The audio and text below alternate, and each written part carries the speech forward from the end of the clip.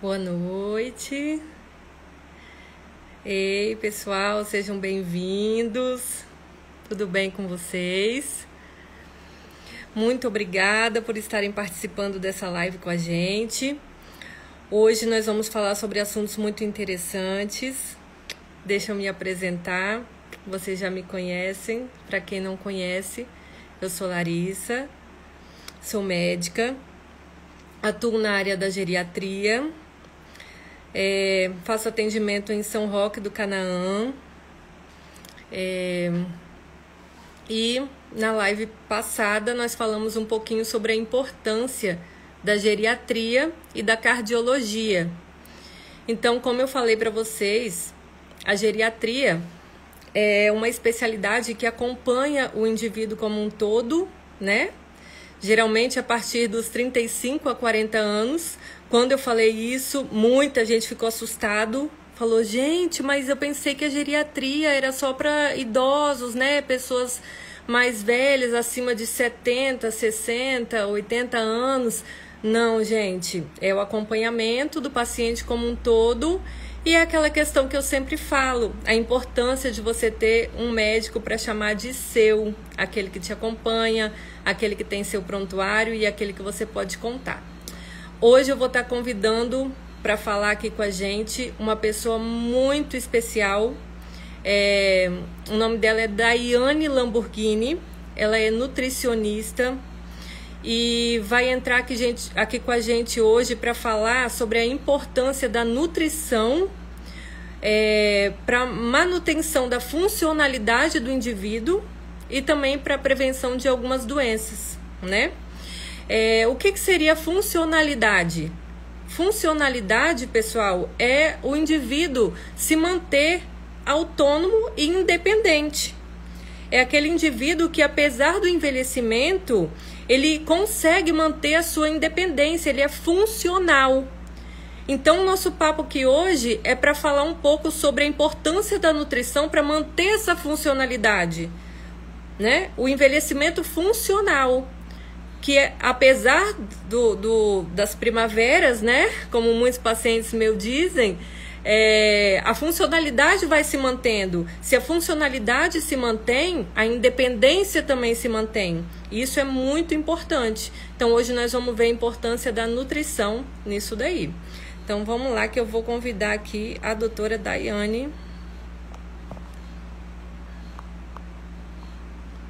para entrar com a gente.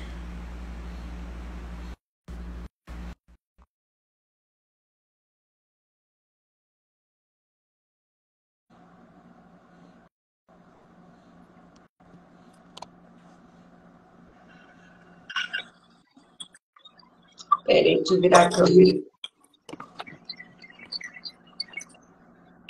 Boa noite. Boa noite. Ei, tudo bem? Tudo. Tá conseguindo me ouvir direitinho?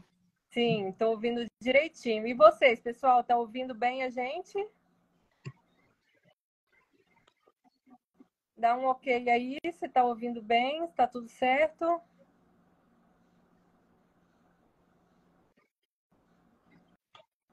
Acho que sim, Dai. Então, vou deixar você se apresentar aí um pouquinho para o pessoal. Meu nome é Daiane Lamborghini, eu sou nutricionista, atuo na área clínica e estética, atuo em Colatina, no meu consultório particular, e eu atendo também, sou nutricionista voluntária há quase 4 anos da Casa Bem Viver, que é uma ONG aqui de Colatina que ajuda os pacientes com câncer, né, dá acompanhamento. Então, tem voluntários de várias áreas, né, da saúde. Eu atendo tanto presencial quanto online, e eu sou pós-graduada em nutrição em patologias. Então, assim, é uma área que eu gosto bastante de trabalhar. Não só questão estética, emagrecimento, hipertrofia, mas a questão de patologias também. Uhum. É igual hoje eu já tinha comentado aqui com eles, Dai, que a gente vai falar sobre a importância da nutrição na manutenção da funcionalidade e também em patologias, né, como que acometem geralmente o indivíduo no decorrer do envelhecimento, como a osteoporose, osteoartrose, sarcopenia, né, e tudo mais. E essa junção de medicina e nutrição, ela é muito importante, sabe, Larissa? E às vezes a gente não consegue não ver esse entrosamento entre o médico e o nutricionista.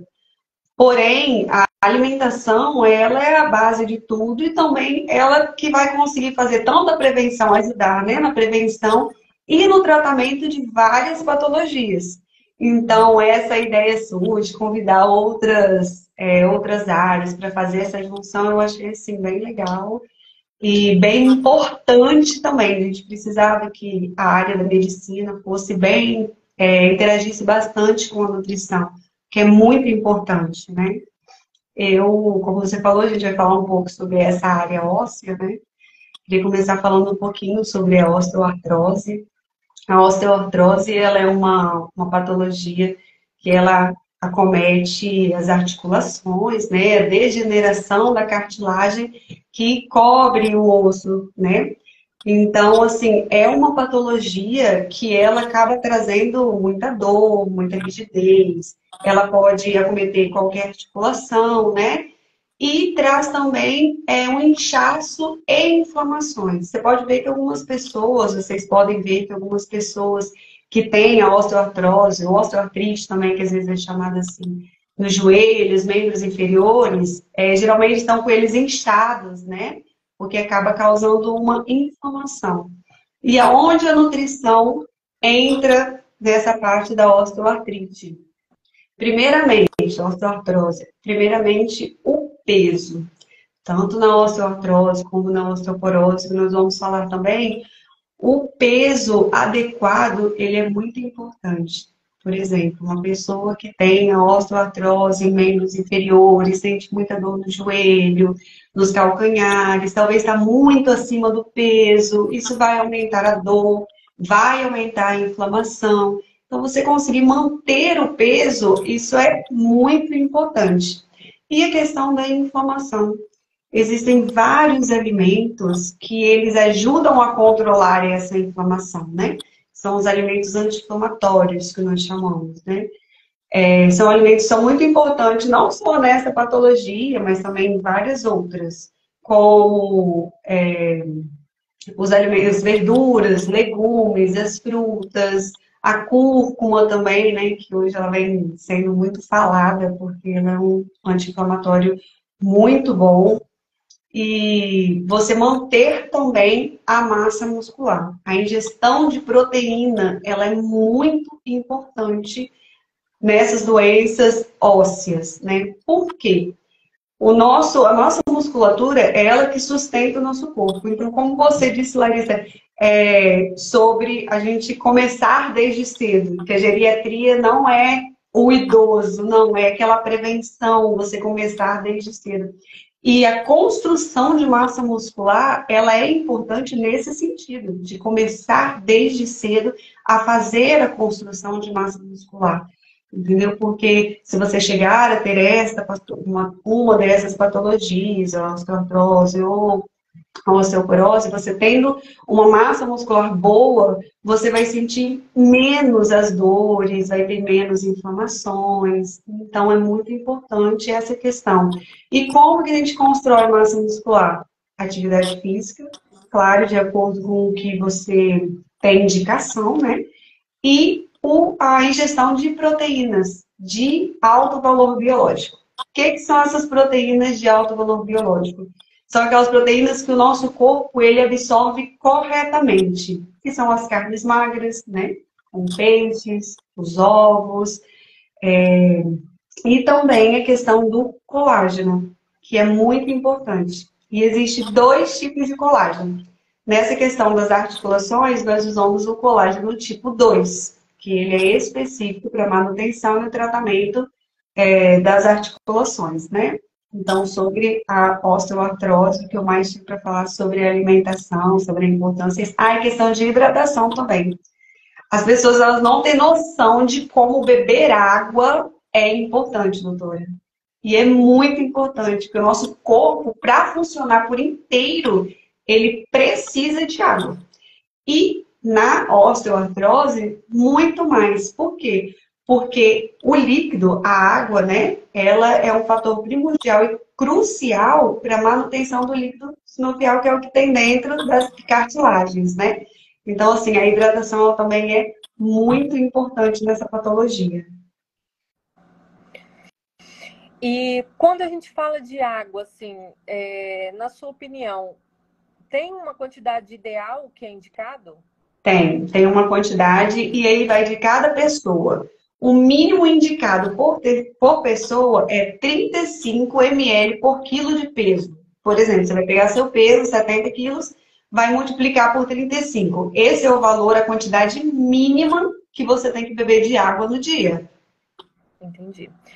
E quando você fala líquido, né? Ou se a pessoa quiser ingerir suco, água de coco, não tem o mesmo efeito, né? Não tem o mesmo efeito. Quando a gente fala de hidratação de água, é água. O máximo que você pode fazer é uma água saborizada. Tem gente que ela tem muita dificuldade de beber água.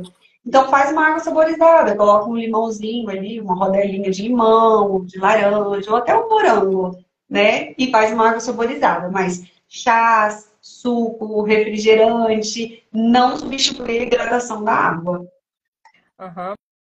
E com relação a proteínas, né? Que você falou sobre a carne magra, os ovos, a gente vê que com o passar da idade, as pessoas tendem a comer cada vez menos carne, né?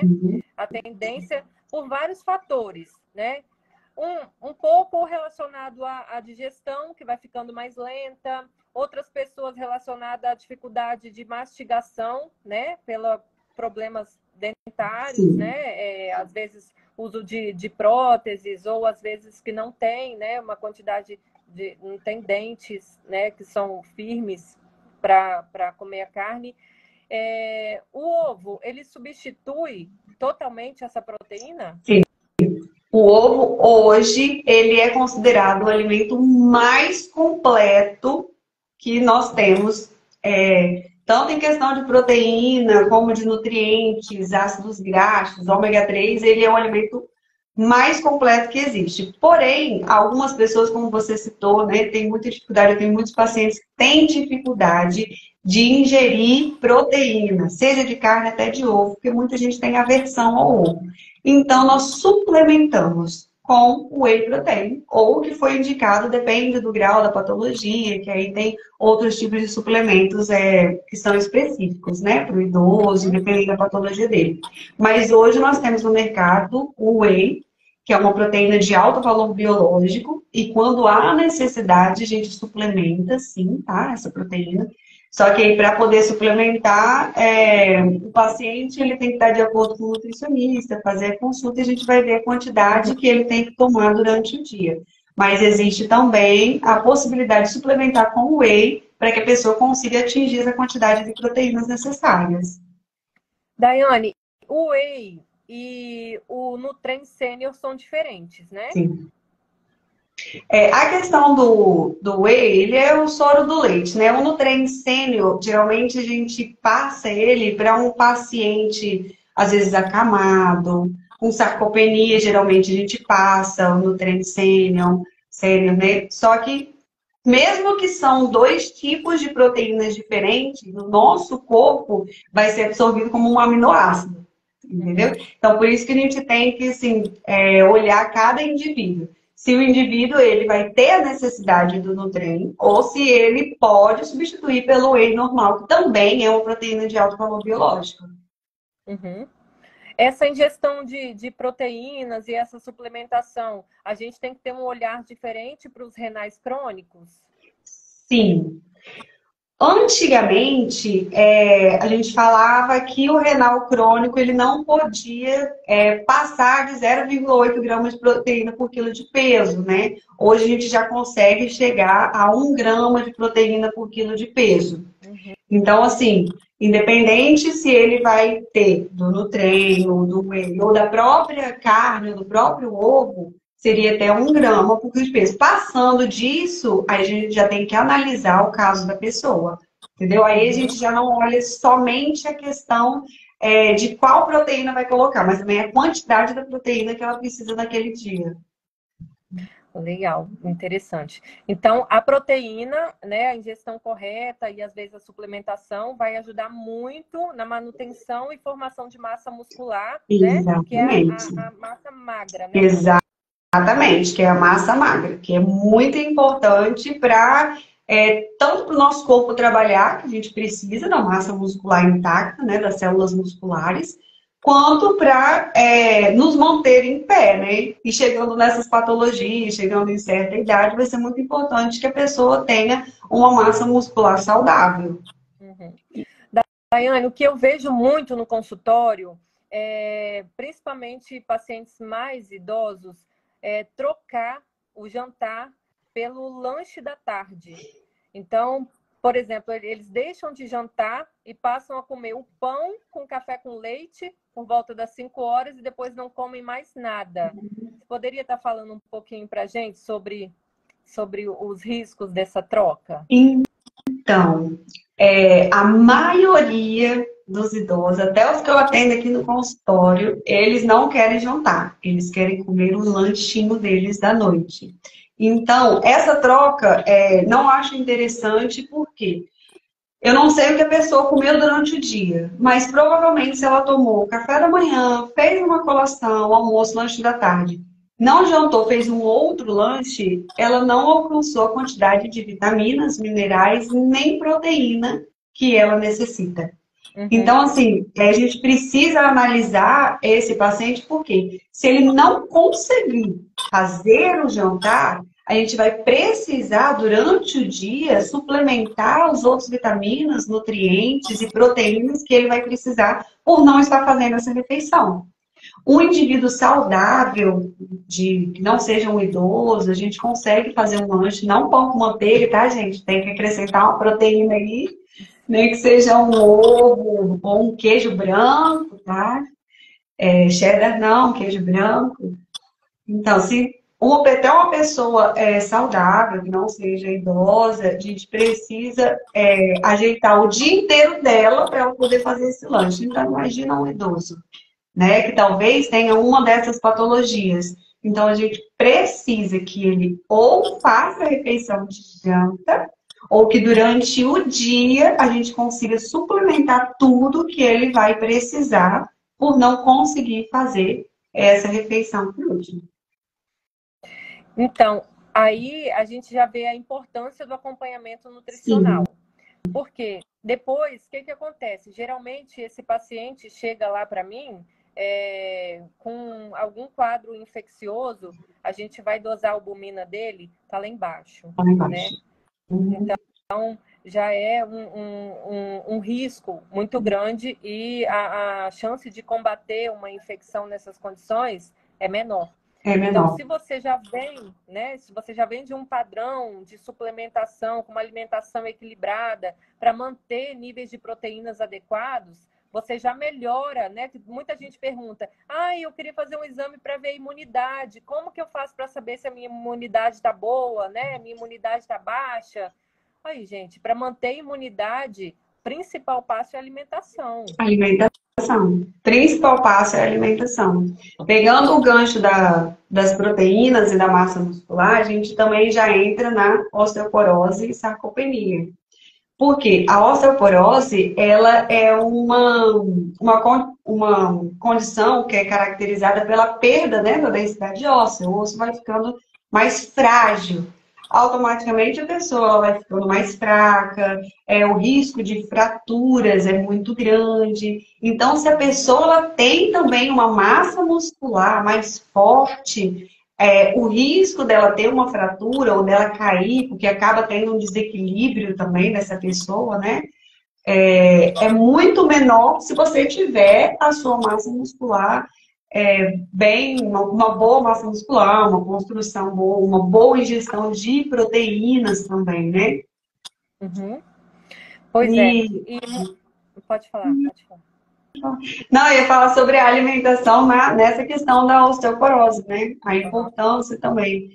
Tanto, aí já entra também a vitamina D, que muitas pessoas, elas acabam esquecendo da vitamina D. E 80% da população tem deficiência em vitamina D e não sabe a importância que ela tem. Não só em indivíduos com alguma patologia, por exemplo, uma patologia óssea como a osteoporose, que é muito importante a suplementação da vitamina D e do cálcio. E as pessoas não têm noção de como a vitamina D ela é importante, né, para o nosso organismo. Não só por essa questão das patologias ósseas, né, mas 80% da população tem deficiência de vitamina D e não sabem. Acabam que não fazem exame, não fazem a suplementação, né? E o cálcio. O cálcio ele é de extrema importância na manutenção dos nossos ossos. E para o nosso corpo absorver corretamente e utilizar o cálcio, principalmente nas funções ósseas, ele precisa da vitamina D. Então, assim, se você consome alimentos que são ricos em cálcio, que é o interessante, que nós precisamos, e quem tem a osteoporose precisa mais ainda. Mas você não suplementa a vitamina D, ou a sua vitamina D está baixa, ou você não ativa ela através do sol, nosso corpo não consegue absorver corretamente o cálcio. Então, assim, a vitamina D também, a gente geralmente costuma suplementá-la, né, nesse tipo de paciente e em vários outros pacientes, mesmo sem nenhuma patologia, tanto para prevenção também, né? E vem as proteínas, como a gente já tinha falado, que é muito importante, e alguns outros micronutrientes, como o magnésio, fósforo, e alguns outros minerais que também são muito importantes. Aí entra os exames laboratoriais, para a gente ver como que está, né, a quantidade de cada um desses minerais e se há necessidade de fazer a suplementação. Nesses casos da osteoporose, geralmente a gente faz a suplementação desse tipo de mineral, né? E tem aqueles alimentos que a gente precisa, alimentos não, né? Tem o café e o álcool, por exemplo, né? Que precisa limitar o consumo. Porque o café e o álcool, ele vai fazer com que o nosso corpo, ele, em excesso, tá? Ah, não posso tomar minha xicrinha de café? Pode, a gente pode tomar xicrinha de café. Mas ele, em excesso, ele vai atrapalhar que o nosso corpo ele faça todo o metabolismo que precisa, que absorva todos os nutrientes que o nosso corpo precisa, e vai atrapalhar com que o nosso corpo absorva o cálcio e a vitamina D. Então, o excesso de café, de bebida alcoólica e o tabagismo na osteoporose atrapalha muito também. Uhum. O que eu vejo muito em consultório é paciente já chegar com um quadro de fratura, né?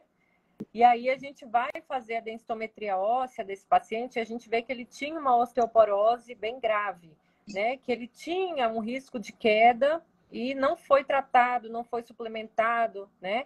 E tem o paciente que tem a osteopenia, que é o diagnóstico precoce, né? Que é antes da osteoporose, que é onde a nutrição, acho que também é muito, muito importante para ajudar a não avançar para uma osteoporose tão importante. Sim, que é essa questão que a gente falou, tanto da alimentação como a suplementação, né, de certos nutrientes e a vitamina D e o cálcio. Aí você vai fazer a prevenção para não chegar na osteoporose. Por exemplo, aquele paciente que quer fazer uma ingestão adequada de cálcio, como que seria uma alimentação legal para ele suplementar esse cálcio naturalmente? Só na alimentação. São os alimentos, assim, ricos em cálcio, como os alimentos de laticínios. O principal, né? O principal é o laticínio, né? O laticínio, os ovos e alguns vegetais que são muito ricos, como os vegetais escuros, como o brócolis, a couve também tem muito. As leguminosas, como o feijão, a lentilha, o grão de bico, né? Então, assim, por exemplo, vegetarianos, veganos, que não consomem leite, nem queijo, nem iogurte, a gente suplementa, antes da suplementação, a gente faz a ingestão das leguminosas, que são ricas em cálcio também, né? Uhum. Pois é, tem muitos pacientes que têm intolerância ao leite, né, e derivados, então tem essas outras opções aí que é muito legal, Sim, né? são leguminosas e as oleaginosas também, né? Que além de terem uma quantidade de cálcio razoável, também ajuda no processo de reparação, né, na manutenção de quem tem essas patologias. Os oleaginosas como castanha, nozes, que são alimentos anti-inflamatórios, são alimentos que vão ajudar também a manter a massa muscular, a manter e diminuir um pouco das causas, não, diminuir um pouco da dor que a pessoa sente, né? Uhum. Teve até uma pergunta aqui anteriormente sobre a ingestão de ovos na alimentação. Tem um limite máximo para isso? Não. Não tem um limite máximo. A gente começa a controlar a questão da gema, né? Dependendo da pessoa, da quantidade que ela vai comer de ovos, naquela refeição, a gente tira uma quantidade de gema e deixa mais clara. Só que isso daí a gente olha individualmente, porque tudo vai depender da quantidade de proteína que essa pessoa precisa ingerir durante o dia. Por exemplo, uma pessoa que ela precisa ingerir 70 gramas de proteína durante o dia, ela só come ovo, ela vai ingerir 70 gramas em ovo, entendeu? Uhum. Cada ovo tem 6 gramas de proteína só. É pouco, querendo ou não é pouco, entendeu? Então vai ingerir isso daí. Só que aí tudo é feito uma análise. Por quê? O ovo ele é rico, ele é ótimo, porém a gema do ovo ela é mais calórica, ela tem uma quantidade um pouco mais de gordura, então, e as proteínas estão mais na clara, então aí a gente tem que fazer toda uma suplementação durante o dia dessa pessoa para ver quantas claras e quantas gemas essa pessoa vai poder ingerir, baseado sempre na quantidade de proteínas que o corpo dela necessita. Entendi. E sobre você tinha comentado no início sobre uns alimentos que são inflamatórios, né? Anti-inflamatórios. Anti-inflamatórios. Anti-inflamatórios. Esses alimentos... Oi, pode falar. Porque, assim, a gente lê muito sobre, né, falando do leite aqui, a gente lê muito que o leite e derivados, né, ele é um inflamatório natural. Qual a sua opinião sobre isso? Então, o assunto do leite, ele é bem complexo. Hoje tem duas linhas de pensamento sobre o leite. Um que ele é completamente inflamatório, o outro que fala que ele não é inflamatório. O que hoje eu viso? Pessoas saudáveis podem ingerir o leite, ok. Agora, pessoas que têm um processo inflamatório, a gente reduz a quantidade de leite, porque realmente o leite ele é pró-inflamatório.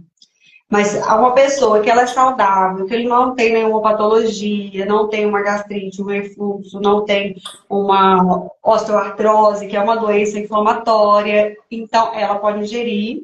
Agora, uma pessoa que tem uma doença inflamatória, ou tem na família casos de câncer de mama, então aí a gente já restringe um pouco os laticínios. Uhum. Aí também vai de pessoa a pessoa, entendeu? Mas as pessoas com doenças inflamatórias, realmente a gente acaba restringindo a quantidade de laticínios que a pessoa ingere. Tá. E os alimentos anti-inflamatórios? Os alimentos anti-inflamatórios são aqueles alimentos que ajudam o nosso corpo a liberar os radicais livres, né? Quando você come algum alimento que o seu corpo faz todos os metabólicos, ele libera radicais livres. Esses radicais livres, eles acabam destruindo, né, a grosso modo falando, as nossas células, que pode gerar em várias patologias, entre elas um câncer. Então, esses alimentos anti-inflamatórios, eles ajudam o nosso corpo a liberar esses radicais livres. Quais são? Muito simples. Legumes, verduras, frutas oleaginosas, como as nozes, as castanhas, são ótimas. Frutas cítricas, alimentos ricos em vitamina C, são antioxidantes, são anti-inflamatórios, entendeu? Então, assim, são alimentos que... tá pedindo para falar sobre os açúcares e adoçantes. São alimentos que vão nos ajudar a tanto a liberar esses radicais livres, quanto a diminuir a inflamação do nosso corpo. Basicamente, a pessoa se alimentar corretamente, comer verduras, vegetais, diminuir o açúcar, porque o açúcar ele também piora, tá, pastora? O açúcar ele piora as inflamações tá? Vou falar um pouquinho sobre os açúcares e os adoçantes artificiais. Hoje, a OMS, que é a Organização Mundial da Saúde, ela não nos dá nenhum adoçante que seja saudável. Nenhum adoçante que seja saudável. Tá? Nem sucralose, ela não nos dá nenhum. Eu vejo muitas pessoas, doutora, falando: troca a Coca-Cola pela Coca-Cola zero. Se você for pensar em calorias, ok, Coca-Cola zero ela não tem caloria, um refrigerante zero ele não tem caloria. Mas como aqui a gente está falando sobre patologias, os refrigerantes zero, eles são adoçados com aspartame, que é um adoçante artificial, né? E ele é altamente carcinógeno, ele é altamente cancerígeno. Então, hoje, o que eu indico, pastora? Diminui o açúcar. Vai aos poucos, vai tirando um pouquinho do açúcar do café, um pouquinho do açúcar do suco, que é paladar. O nosso corpo vai acostumar a tomar sem açúcar, com o tempo ou com um pouquinho de açúcar só. O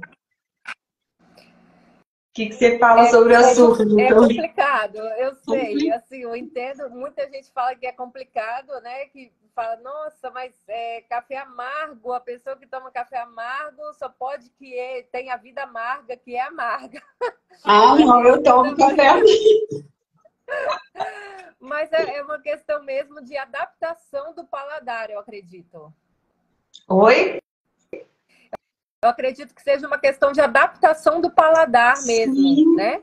Sim, é questão de adaptação do paladar mesmo. A gente acaba acostumando o nosso organismo a comer as coisas, né? Então ele vai sempre pedir aquilo que você dá para ele. Se você começa a tirar, e não é fácil, tá? Quem gosta de açúcar, quem toma sucos com açúcar, ou café com açúcar, e você começa a tirar, no começo não é fácil, mas o seu corpo, ele acostuma. Você pode ter certeza que ele vai acostumar. De acordo com o que você vai fazendo, você vai mudando, você vai diminuindo, você consegue manipular e acabar tendo o hábito de não ingerir a quantidade de açúcar que você geralmente ingeria antigamente, né? Tinha alguém que perguntou ali sobre o magnésio e hipotireoidismo, acho que não dá para ver mais a pergunta, né? Teve mesmo uma pergunta sobre hipotireoidismo e o magnésio e os riscos que isso pode trazer. Tá. Não sei se a pessoa entrou, mas eu vou explicar assim rapidamente. O hipotireoidismo é quando o nosso corpo ele não consegue, não tem capacidade de excretar alguns hormônios, como o T3 e o T4, né? Que eles são importantes para todo o metabolismo do nosso corpo. Até para manter a nossa temperatura corporal, esses hormônios eles são importantes. O ritmo cardíaco, manter a nossa energia no corpo. E a questão do magnésio é porque o T3 e o T4 é assim, o T4 ele é inativo, o T3 é o ativo. E o magnésio, nosso corpo precisa do magnésio para pegar o T4, ativar ele, para virar o T3, entendeu? Então, sem o magnésio, o nosso corpo não consegue ativar corretamente esses hormônios. Por isso que a deficiência em magnésio das pessoas que têm hipotireoidismo, ela precisa ser analisada, precisa fazer os exames laboratoriais para analisar isso daí, que se tiver abaixo, a gente precisa fazer essa suplementação. Inclusive, a deficiência de magnésio, ela acaba se confundindo um pouco com o hipotireoidismo, porque os sintomas, eles são bem parecidos também, né? E também a deficiência de magnésio, alguns estudos já apontam que acaba fazendo com que a imunidade da pessoa baixe, fazendo com que a pessoa tenha mais questões inflamatórias. Então, por isso que ele é muito importante que ele esteja nos níveis saudáveis e recomendados no nosso organismo, principalmente da pessoa que tem, né, o hipotireoidismo. Ela até perguntou ali como que faz para saber se o magnésio está baixo. Através da dosagem. Através dosagem. Porém, tem alguns sintomas, né? Fraqueza, mal-estar, enjoo. Porém, são sintomas, assim, naturais de várias outras patologias também. Então, para ela, se já tem o hipotireoidismo, o principal fator para ela ver se o magnésio está baixo é um exame laboratorial, pedir o médico para solicitar, ou o nutricionista dela também pode solicitar, se ela tiver. Sim. E vamos falar um pouquinho sobre os alimentos que ajudam na questão da memória. Na questão da função cerebral. Cerebral, isso. Então, a nossa função cerebral, aí a gente vai entrar numa questão assim, que a gente tem que ter muito cuidado de falar sobre a energia do nosso cérebro. Por quê? O nosso cérebro, ele consome muito da energia que o nosso corpo produz. Cerca de 20% do que o nosso corpo produz de energia é consumido pelo nosso cérebro. E qual a principal fonte de energia do nosso cérebro? O açúcar, a glicose. Só que não é para a pessoa, doutora, eu posso ir lá e comer doce, porque é a energia do meu cérebro. Não. Aí é onde a gente entra nos carboidratos complexos. São os carboidratos como as frutas, os vegetais, os grãos integrais, que quando a gente consome, faz todos os metabólicos, eles se transformam em glicose no nosso corpo e é a principal fonte de energia do nosso cérebro. Aí vai ajudar a pessoa a ter mais concentração, a estar mais ativa. E além dos carboidratos, nós temos também os ácidos graxos. O nosso cérebro também utiliza muito para a questão de concentração e manter as células, né, cerebrais saudáveis, os ácidos graxos ricos em ômega 3, como os peixes gordurosos, como o salmão, o atum, a sardinha, as oleaginosas, como castanha, as sementes, como chia, como a linhaça, e manter o seu corpo ativo. A atividade física também é muito importante. E a questão dos antioxidantes também entra aí na função cerebral. Então, a gente vê a importância de pesquisar, de saber quais são os melhores alimentos antioxidantes, que é basicamente verduras, frutas, né? Porque também vai ajudar no bom funcionamento e a manter as células cerebrais saudáveis. E a água, não podemos esquecer da hidratação. Sim.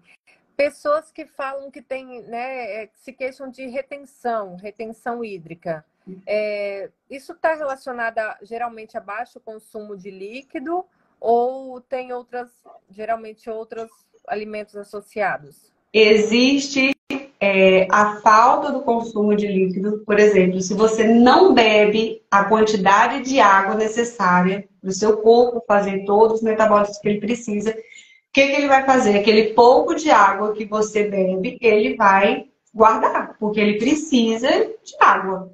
Então, a retenção hídrica ela pode acontecer pelo baixo consumo, sim, de água, como também pode acontecer pelo excesso de sódio, o excesso de sal, o excesso de embutidos na alimentação da pessoa, também pode causar uma retenção hídrica.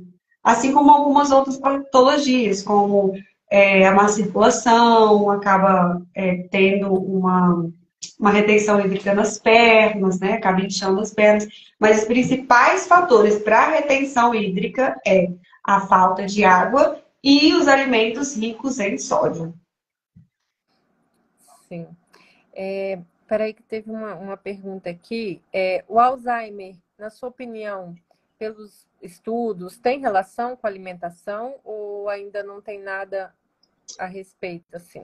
Então, é uma questão também tipo leite, né? É uma questão que a gente tem muita dúvida, o Alzheimer, né? Médicos e vários estudos não correlacionam com a alimentação.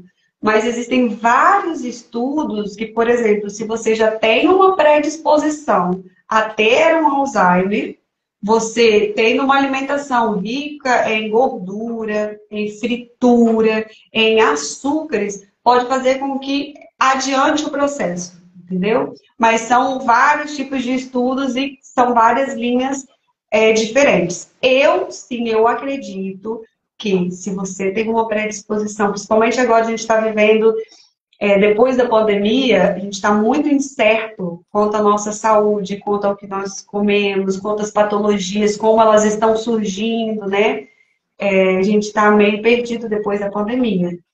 E eu acredito que sim, a alimentação, ela tem sim uma ligação com o Alzheimer, naquelas pessoas que elas já têm uma predisposição a ter essa patologia. Assim como uma pessoa que ela já tem uma predisposição a ter uma doença cardiovascular, a ter uma diabetes, a ter uma doença renal, a ter um câncer, se não cuidar da alimentação desde lá da juventude dela, a longo prazo ela vai desenvolver essa patologia que talvez não desenvolveria, mas ela tem ali aquela predisposição. E a alimentação ela está 100% ligada àquela patologia desenvolver na pessoa ou não, assim como o tempo. Talvez se você cuidasse da sua alimentação, a pessoa talvez teria a diabetes lá na longevidade, na velhice, mas acaba tendo jovem. E, infelizmente, hoje no consultório, eu vejo muitos jovens, 20, 30 anos, diabéticos e muitos casos de câncer. E isso está muito ligado na nossa alimentação. Uhum. Sim, com certeza.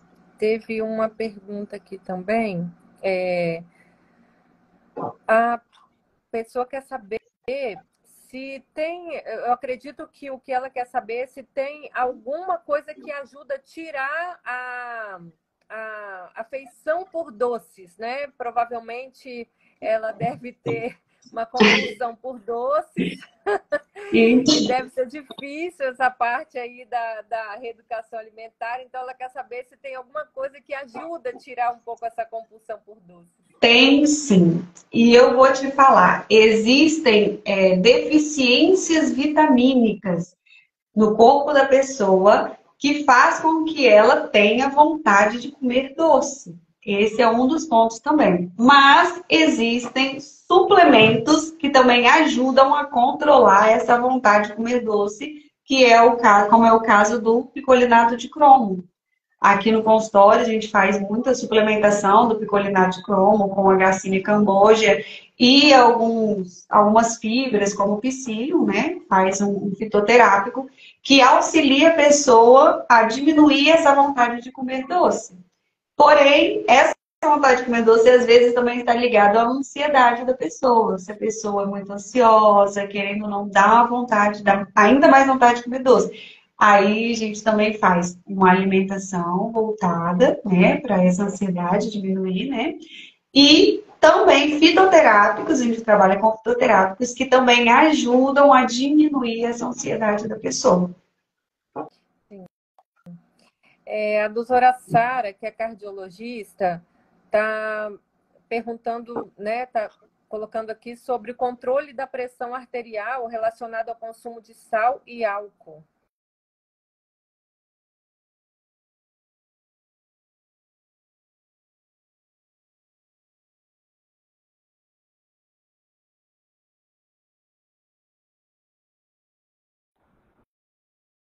Peraí, gente. Destravou? Tá me ouvindo? Voltou. Graças a Deus. Achei que caiu de novo. A doutora Sara. Hoje a internet está boa. A pessoa que ela tem uma hipertensão, né? Tem um problema com pressão alta, ela tem que fazer todo um controle de sódio e de sal, diminuir o máximo. Quanto que eu tenho que tomar? Diminuir. O máximo que você puder diminuir do consumo de sódio, de sal, de embutidos também. Porque às vezes a pessoa vai lá e fala assim, mas eu quase não consumo sal, tempero só com temperos naturais, mas come um monte de embutido, linguiça, salsicha, mini chicken.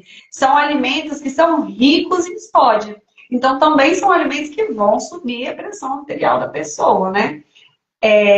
é uma indicativa a hipertensão, né? A pessoa hipertensa, de ir procurar um nutricionista, ver as necessidades, ver o peso da pessoa, porque quando a pessoa está muito acima do peso também, a pressão da pessoa, querendo ou não, ela sobe, principalmente se ela já tiver o caso de hipertensão, entendeu?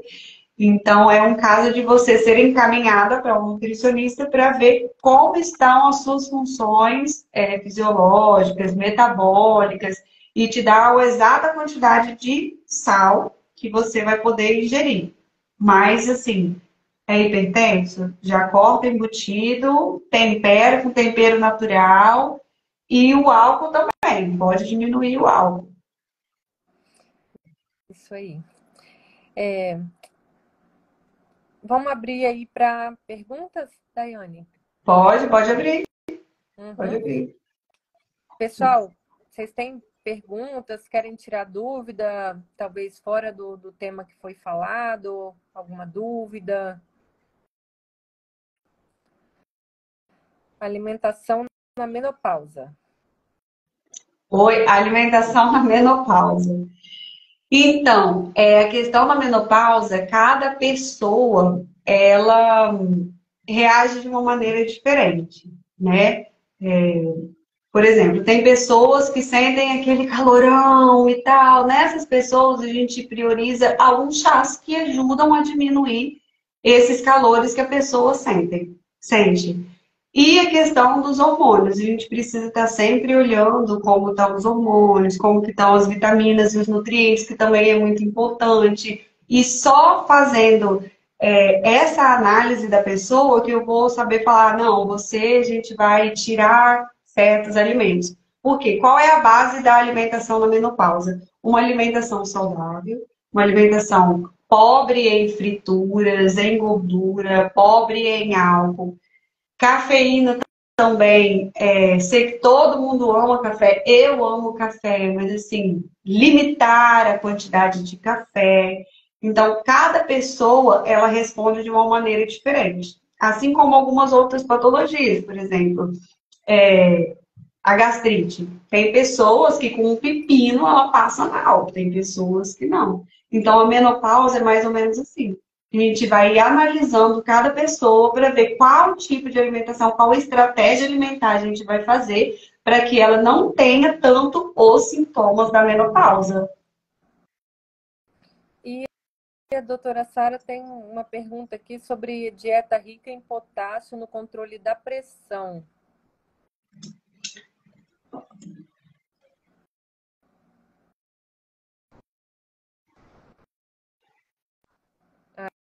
Voltou. Tá escutando? Tá falhando. Tá falhando? Tá. Ainda? Tá falhando ainda? Não, agora voltou. É o que a doutora pediu? Ela quer que fale um pouquinho sobre a dieta rica em potássio e no controle da pressão arterial. Ah, sim. Então, o potássio, ele funciona como um eletrólito, né? Um eletrólito essencial, que ele vai ajudar a regular a pressão arterial da pessoa. Então, é igual o caso do magnésio do hipotireoidismo. A gente fazer uma análise laboratorial para ver como está o potássio, que ele é muito importante por fazer essa regulação nas células, né? Que é muito importante, né, na questão da hipertensão. E se a pessoa tiver com potássio baixo, a gente suplementa ou faz uma alimentação rica em potássio para essa paciente. Inclusive, o potássio, ele é assim, rico em vários alimentos, principalmente na banana. Então, se a pessoa, assim, tem pressão alta, já sabe que tem uma queda no potássio, nos exames laboratoriais, talvez já viu que tem essa disfunção, preferir alimentos que são ricos em potássio. Mas isso a gente também só vai saber fazendo os exames laboratoriais. Mas lembrando que o potássio ele é muito importante na regulação da pressão arterial. Uhum. Ele tem que estar no equilíbrio, não pode Tem estar que nem estar. alto e nem baixo. Exatamente. Ele tem que estar no equilíbrio. Assim, a maioria, praticamente todos os nutrientes, micronutrientes, vitaminas precisam estar em equilíbrio, mas alguns eles precisam, assim, ser muito bem controlados em cada tipo de patologia, como o potássio numa hipertensão, como o magnésio no hipotireoidismo. Uhum. Ok, legal. E mais alguma pergunta, pessoal, que vocês gostariam de fazer? Ah, alguém perguntou aqui, alimentação pobre em proteína. A pessoa não gosta de consumir carnes, ovos e queijos em quantidades significativas. Whey protein engorda? A gente até falou sobre o whey protein, Eliana, né? Então, Eliana, hoje tudo engorda se você for pensar, tá? Se você comer muita carne fora da quantidade que você tem, que o seu corpo precisa de calorias, você vai engordar do mesmo jeito, mesmo sem carne. Por isso que a gente precisa saber a quantidade de calorias e proteínas que o seu corpo precisa. Mas como eu tinha falado aqui, vou só frisar, talvez chegou depois, para você saber a quantidade de proteína que o seu corpo precisa. Se você não é um paciente renal crônico, você pratica atividade física, você pode multiplicar 1,5 grama por quilo de peso, você vai saber mais ou menos a quantidade de proteína que o seu corpo precisa, e você pode sim suplementar com o whey protein. Isso daí. Show de bola.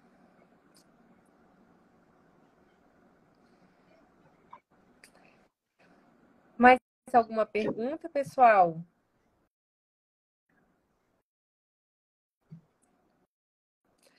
Então, assim, vou só fazer um comentário do que eu vejo muito. Ah, olha aí, ó.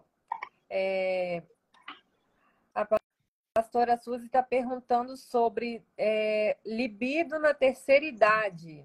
Tem alguns alimentos que melhoram a libido? Então, tem alguns alimentos que melhoram a libido e tem também algumas suplementações que ajudam também, como a maca peruana é uma boa indicação para aumentar a libido, inclusive na menopausa, tá? Ah, doutora, eu acabei esquecendo de comentar uma suplementação que é também muito importante e poucas pessoas falam sobre ela na questão da massa muscular, tanto no idoso também, e também ajuda nas funções cerebrais, que é a creatina. Era muito pouco falada. Hoje que as pessoas estão falando mais sobre a creatina, mas ela é ótima tanto para ajudar a manter a massa muscular, quanto na concentração, sua pele, seu cabelo, e a manter as funções cerebrais também, tá? Então é muito importante a questão da suplementação da creatina. E, Daiane, a suplementação da creatina, você indica mesmo no paciente que não faz uma atividade física intensa? Sim. Paciente que não faz atividade física nenhuma pode suplementar a creatina, porque a gente acaba associando a creatina só à atividade física e só ao ganho de massa muscular. Mas ele não só te ajuda a ganhar a massa muscular, ele ajuda a sua massa muscular a estar hidratada, ele ajuda a manter a sua massa muscular, ele ajuda o seu corpo a trabalhar, ajuda nas funções cerebrais. Então a creatina ela ajuda em tudo. Porém, a creatina ela tem efeito crônico, né? Igual anticoncepcional, para de tomar cortou o efeito. A creatina é a mesma coisa. Você vai tomar ela para ter efeito crônico, você vai continuar tomando o dia que não malha, mesmo se não malhar, vai tomar todos os dias. E ela é melhor absorvida pelo nosso corpo junto com o carboidrato. Então tem gente que vai lá e pega a creatina, joga dentro do whey e toma junto. Ah, vai estragar a creatina? Não, não vai. Mas seu corpo vai absorver melhor ela se você ingerir ela em uma refeição que também tenha carboidrato. Interessante. Muito interessante. E para a suplementação da creatina, é importante avaliar a função renal também, assim como a suplementação de proteína? Não, hoje a creatina, os estudos que tem, né, não temos muitos estudos sobre a creatina, ela não tem contraindicação, tá? Pode tomar. Até os pacientes renais crônicos podem tomar creatina. A gente só vai ver a questão da quantidade, né? Mas a creatina é pouquinho que se toma, é entre 3 a 6 gramas que você toma diariamente. Mas hoje a creatina não tem contraindicação para ser tomada. E nem queda Muito legal. de cabelo. Tem gente que acha que a creatina causa queda de cabelo. Não causa. Ótimo.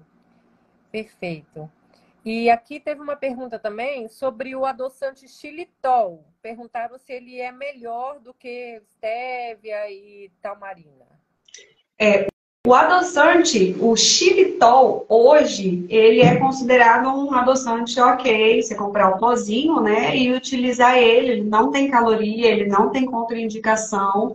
Pode sim estar utilizando o xilitol ou até o stevia em pó sem adoçante líquido. Porque ele, como adoçante líquido, a gente já não indica mais. Em pó, sim, mas o xilitol, ele ainda é melhor indicado por ele não ter calorias e ser sintético. Então, pode utilizar sim o xilitol. Isso era muito, não é muito gostoso, mas... Aqui também teve uma pergunta sobre uma marca boa de maca peruana, mas a gente não pode falar ao vivo, eu ia né, falar Daiane? esse agora, não posso.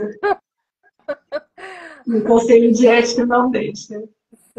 Sim, isso aí. Mas hoje tem muitas marcas de marca peruana, de whey. Então, se você for numa loja de suplementação que você tem confiança, ele vai saber te indicar uma que é boa, tá? Mas busquem lojas de suplementação de confiança. Eu tenho algumas parceiras, se vocês quiserem, depois vocês me chamam no direct, de Colatina, que eu indico para vocês.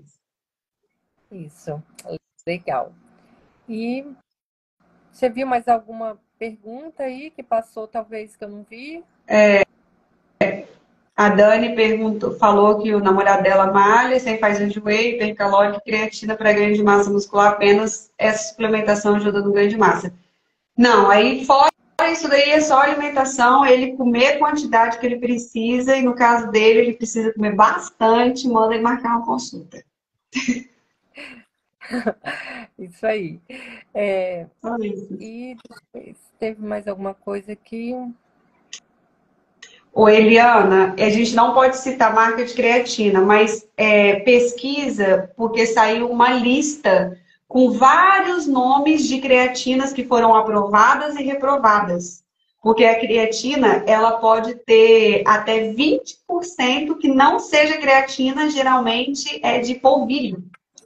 Então, tem marcas que elas foram reprovadas porque tem muito mais de 20%. Saiu, acho que semana passada, uma listagem com várias marcas. Aí você entra lá, a que tiver melhor recomendada, você pode comprar sem medo. Legal. E vamos só falar aqui rapidinho sobre os alimentos que devem ser evitados em pessoas que têm insônia. Alimentos termogênicos, né? Que vão acelerar o seu metabolismo. O que são esses alimentos? Geralmente, chás. Tem gente, por exemplo, eu tenho muito costume de tomar chá.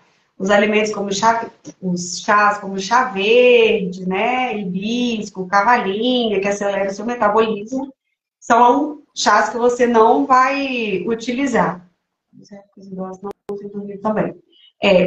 Pastor, os idosos hoje é uma questão igual a doutora falou.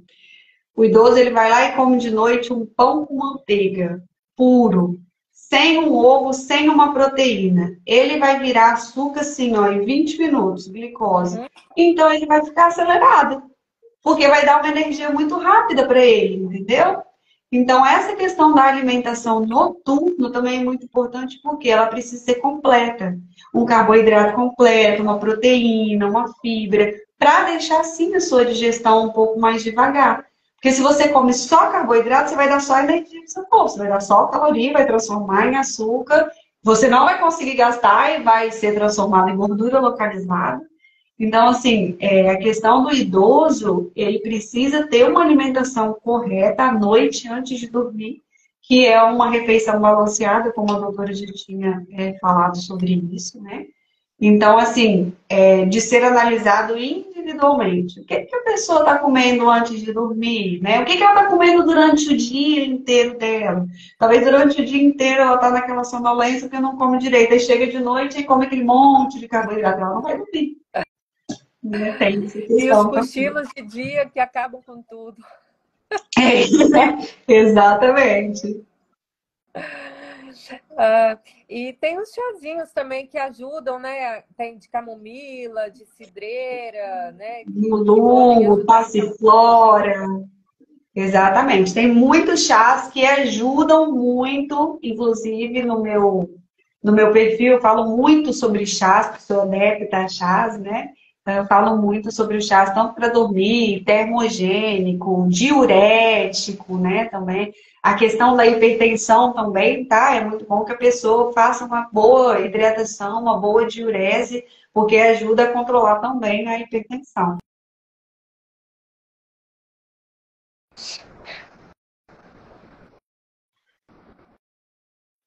Voltou? Voltou? Ai, gente, peço desculpas, tá? Por essas quedas aqui de internet, mas foi um pouco imprevisível. Na próxima eu vou organizar melhor essa questão aqui para a gente não ter esses problemas. Mas acho que é isso daí. Acho que a gente falou que bastante coisa, né? Bastante assuntos interessantes e espero que tenha ajudado aí o pessoal. E queria te agradecer, Daiane, pela presença, tá? Eu que Gostei demais agradeço. de ter você aqui e parabéns. Foi muito, muito interessante suas informações, muito importante. E eu acredito que a nutrição é sim um aliado principal da saúde e principalmente na Sim, medicina preventiva, sim, tá bom? sim. Eu que agradeço o convite. Então tá bom. Um beijo, pessoal. Beijo. Muito obrigada e até a próxima. E não esqueçam que semana que vem, segunda-feira, no mesmo horário, nós vamos ter uma live aqui. Muito interessante sobre saúde emocional com a pastora Suzy Vassolé, tá bom? Não percam que vai ser muito, muito legal. Espero vocês lá. Boa Beijos. noite. Boa noite.